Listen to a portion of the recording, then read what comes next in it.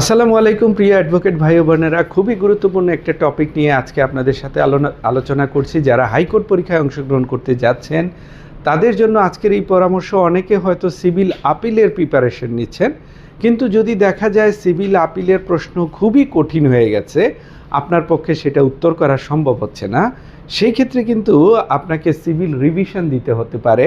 Civil রিভিশনের জন্য আপনি কিছুটা প্রিপারেশন নিয়ে যাওয়া এবারকার পরীক্ষার জন্য গুরুত্বপূর্ণ হতে পারে। তাই সিভিল রিভিশনের খুবই গুরুত্বপূর্ণ একটা অংশ হচ্ছে parties of the civil revision. আমরা আমাদের যে কোচিং রয়েছে সেখানে আমরা সিভিল রিভিশনের বিভিন্নভাবে ট্রেনিং দেওয়ার চেষ্টা করছি। 8টা সূত্রে আমরা তৈরি করেছি। 8টা সূত্রের মধ্য দিয়ে কিভাবে সিভিল রিভিশন চেনা যায় তার উপায় আমরা শেখানোর চেষ্টা করেছি।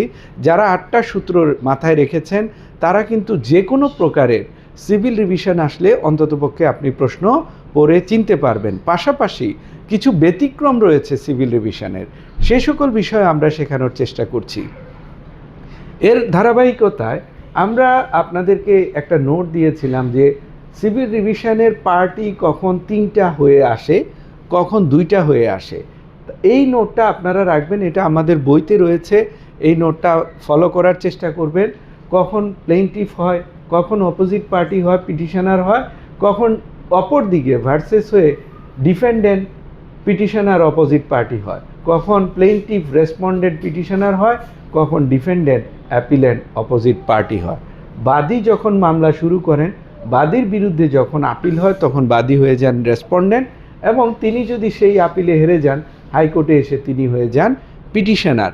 এইভাবে প্রত্যেকটা পরিচয় আপনি যখন কোনো প্রশ্ন পড়বেন তখন বুঝে বুঝে পড়ার চেষ্টা করবেন। আর আমরা তো ক্লাসে সেটা প্রত্যেকটা প্রশ্ন ধরে ধরে বুঝিয়ে দেওয়ার চেষ্টা করেছি। অতীতের ক্লাসে আমাদের যে লাল বইটা রয়েছে সেখানে বিগত 25 বছরের প্রশ্ন রয়েছে, সেগুলো আমরা সলভ করেছি।